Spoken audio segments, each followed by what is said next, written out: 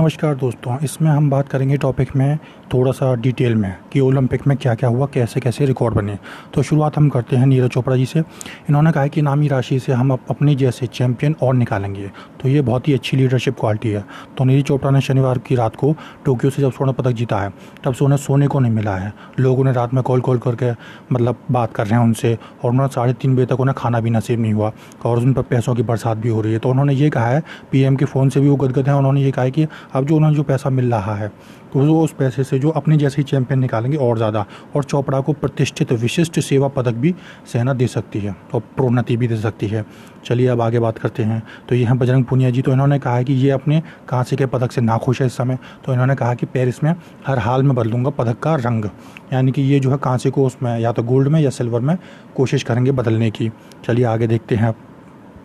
तो यहाँ से शुरू होते हैं रिकॉर्ड्स जो कि ओलंपिक्स में बने हैं। तो पहली बात तो ये 32वां ओलंपिक था। तो पहले क्या हुआ था कि भाला फेंक जो एथलीट है नीरज चोपड़ा जी, इन्होंने 121 साल के ओलंपिक इतिहास में ट्रैक एंड फील्ड में भारत को पहला स्वर्ण पदक दिलाया। बैडमिंटन खिलाड़ी जो है पीवी सिंधु जो है वो ओलंपिक में व्यक्तिगत स्पर्धा में जीतने वाली पहली भारतीय महिला खिलाड़ी बन गई हैं। यानी कि अभी तक कोई भी महिला खिलाड़ी 2 ओलंपिक में मेडल नहीं जीत पाई है, तो ये पहली हैं। और पहली बार ऐसा हुआ है कि हम पहले ही दिन पदक तालिका में आए गए जब भारोत्तोलन में मीराबाई चानू जी ने भारत को रजत पदक दिलाया। और भारत से मीराबाई से पहले कौन थे? कर्णम मल्लेश्वरी जी ने सिडनी 2000 में कांस्य दिलाया था। फिर विरोधी भी हुए कायल। महिला हॉकी टीम इतनी बेहतरीन तरीके से खेली, सेमीफाइनल में पहुंचने में सफल रही पहली बात तो, लेकिन ब्रिटेन से हार गई। लेकिन अपने जुझारूपन और प्रदर्शन से देश की बेटियों की बड़ी सराहना हुई। भारतीय गोलकीपर जो सविता पुनिया थी उन्हें तो बहुत ज़्यादा वाहवाही मिली, और उन्होंने जो 3 बार की चैंपियन ऑस्ट्रेलिया के खिलाफ जीत में गोल पोस्ट के सामने वो दीवार बन के खड़ी हो गई। तो इनको सविता पुनिया जी को कहा गया है वॉल ऑफ इंडिया। और ये किसने कहा है? ऑस्ट्रेलिया के उच्चायुक्त बैरी फेरल ने कहा है। फिर पदक ना सही पर दिल जीता। और भारतीय मुक्केबाज जो थे सतीश कुमार, इन्होंने भी बहुत अच्छा खेल खेला था। ये क्वार्टर फाइनल में बखोदिर से हार गए, लेकिन उन्होंने मुकाबले में 13 टाँके लगे होने के बाद उतरे। तो इन्होंने दिल जीत लिया अब की बार के ओलंपिक्स में। चलिए आगे देखते हैं। तो अब की बार क्या हुआ कि अमेरिका ने अब की बार फिर से शीर्ष स्थान हासिल किया। 39 गोल्ड मेडल के साथ में उनको 113 पदक मिले।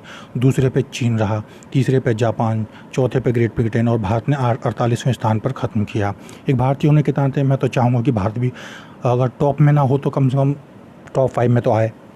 तो इस तरीके से अमेरिका पहले पे रहा, लेकिन मेज़बान जो जापान था तीसरे स्थान पर रहा। जापान ने अपने इतिहास के सबसे ज़्यादा स्वर्ण पदक जो थे 27 वो अभी जीते हैं, और उसने 58 पदक जीते हैं। भारत का अपना सर्वश्रेष्ठ प्रदर्शन रहा है, जी आप सबको पता ही है पहले से ही। चलिए आगे देखते हैं इसमें कि इंसानियत का खेल हुआ। यहाँ पे क्या हुआ कि पुरुषों की ऊंची कूद हुई थी। तो इसमें कतर के मुताज ऐसा बर्शिम और इटली के ज्ञान मार्को ताम्बेरी, इन्होंने स्वर्ण पदक को साझा किया। दोनों ने पहले 2.37 मीटर की ऊंची कूद लगाई, फिर ओलंपिक रिकॉर्ड तोड़ने का प्रयास किया लेकिन नहीं लगा पाए। तो इसमें क्या हुआ कि गोल्ड का हकदार होगा इस पर दोनों को। उन्होंने बार्शिम ने पूछा, जो क्या कहते हैं कतर के जो प्लेयर थे, उन्होंने पूछा कि अगर वो हट जाएँ तो क्या दोनों को गोल्ड मिलेगा? तो रेफरी ने उनसे कहा हाँ। पहली बार इटली की गोल्डन हैट्रिक हुई। तो ये इटली के हैं मार्शल जैकब साहब। इन्होंने क्या हुआ जी ओलंपिक में 100 मीटर की देश में नंबर 1 पे आए हैं।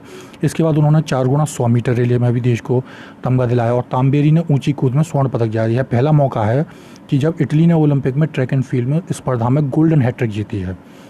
तो ये इटली के लिए भी खास रहा। फिर बाइल्स भी हटी इससे। तो अमेरिकी दिग्गज जो हैं सिमोना बाइल्स भी हटी। उनको मानसिक तनाव था, पता नहीं मानसिक तनाव को यहाँ क्यों इतनी बड़ी बीमारी समझा जाता है। ये भी कैंसर या फिर आप कहें डायरिया फायरिया की तरह एक बीमारी ही है। इसको हमें एक्सेप्ट करना चाहिए और उनको तनाव से मुक्त करने के उपाय ढूंढने चाहिए। और एक स्पर्धा में उन्होंने भाग लिया। उन्होंने शुरुआत में टीम स्पर्धा से हटकर सबको हैरान भी कर दिया।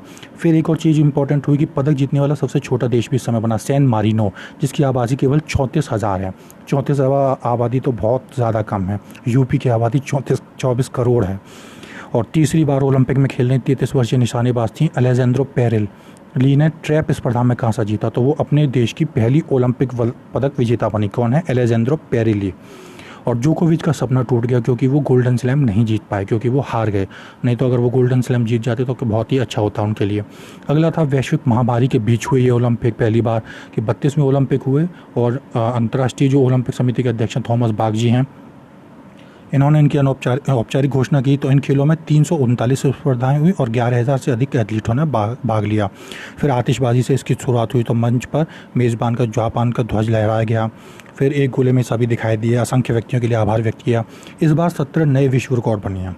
तो जॉर्जिया की भारोत्तोलक जो है लेशा ने एक स्पर्धा में 3 विश्व रिकॉर्ड बनाए। 400 मीटर बारह दौड़ में नॉर्वे की कस्टन और अमेरिका की मैकलागलिन ने ऐसा किया। और वेनेजुएला की जूली मान ने महिलाओं की तिहरी कूद में वो रिकॉर्ड बनाया। इसके अलावा साइकिलिंग में, तैराकी, निशानेबाजी और नई खेल क्लाइंबिंग में भी कीर्तिमान रचे गए।